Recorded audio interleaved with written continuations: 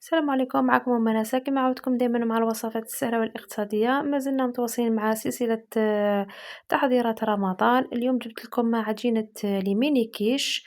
يعني عجينة سهلة اقتصادية ما فيهاش مقادير بزاف وبلا بيض. نروحو هنا المقادير. عندنا 125 غرام تاع الزبدة طرية، عندنا حوالي مغرف تاع ملح ما يعادل 5 غرامات، عندنا هنايا 4 كاس تاع الماء بالجرام 40 جرام، وعندنا 4 كاس تاع الزيت ما يعادل 40 جرام بالميزان، وعندنا الفارينة بلا ما ننساوها.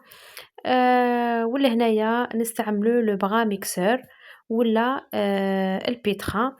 هنايا عندي 125 غرام كما قلت لكم تاع الزبدة تكون طرية بدرجة حرارة الغرفة، عندنا الملح حوالي مغرف تاع ملح، مغرف صغيرة، عندنا 4 كاس تاع الزيت، يعني كيما قلت لكم ما يعادل حوالي 40 غرام، وعندنا الماء عادي.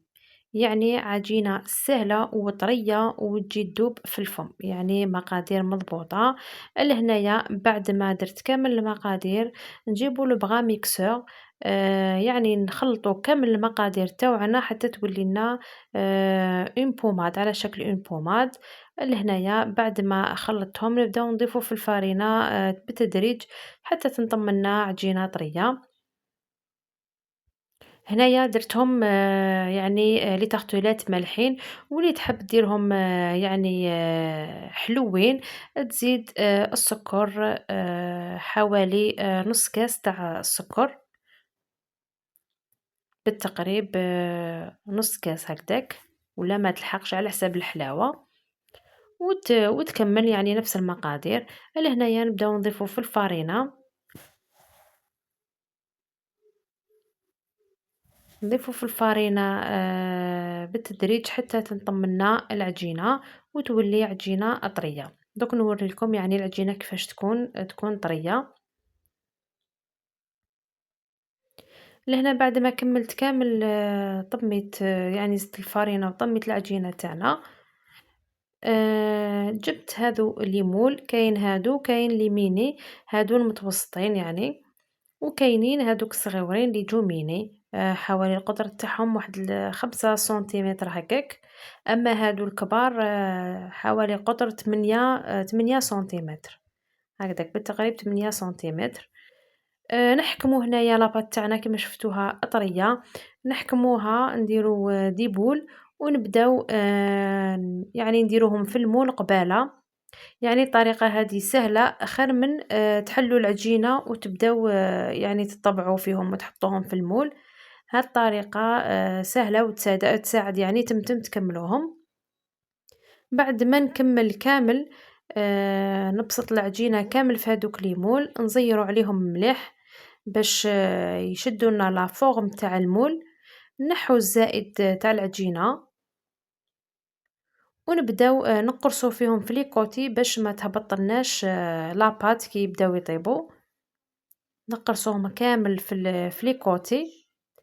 بعد ما نقرصوهم نحكمو الفرشيطة ونثقبوهم كامل ونحطوهم في الفريجيدير يبردوا حوالي ساعة، ولا في الكونجيلاتور واحد 10 دقائق هكداك، ولا ربع ساعة في الكونجيلاتور، ونكونوا شعلنا الفور ونديروهم يطيبوا. يعني نديروهم وهما باردين باش ما يهبطولناش، وميم طون باش ما يتنفخوش في الوسط. يعني كاين اللي عندهم مشكل لي التارتولات يطلعوا لهم في الوسط.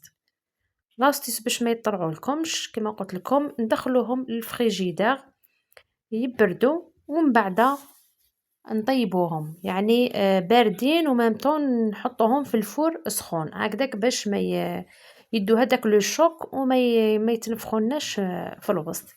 هذه هي يعني طريقة سهلة، ويعني كامل المبتدئات يقدروا يوجدوهم مع تحضيرات رمضان. وجدوهم كي ديروهم صالي ما نخلوهمش يعني ما يطيبوش مليح، يطيبوا على بياض باش من بعد كي نعاودو نفاصونيوهم يزيدو يدخلوا للفور ويطيبوا. وإلا درتوهم سكري لازم تطيبوهم مليح، يعني لازم تحمروهم. هذه هي يعني عطيت لكم كامل لي زاستيس باش ينجحوا لكم وباش تنجح الوصفة وطريقة الطهي، خاصةً طريقة الطهي. لهنايا نكمل كامل الحبيبات تاوعي تاع لي طاختولات، ما ننساوش كيما قلت لكم نثقبوهم ونحطوهم في الفريجيدار يبردوا ومن بعد نطيبوهم. هذه هي، نثقبوهم مليح باش ما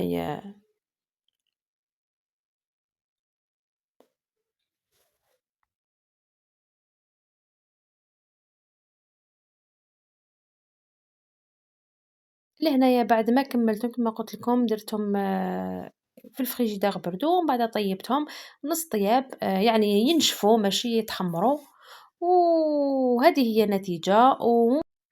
دوك تشوفوا يعني نوري لكم حبيبات كيفاش يطيبوا. كما قلت لكم الصالي ما نحمروهمش مليح، ماشي كيما سكري، سكري لازم يطيبوا كامل، اما الصالي ينشفوا برك يعني ونكملوا لهم الطياب كي نحشوهم لا بروشين فوا. لهنايا كملناهم وطيبناهم، ونقول لكم ما تنسونيش بالجيم ابوني في لاباج وفعلوا الجرس باش يحاكم من جديد في الملتقى ان شاء الله مع وصفات اخرى.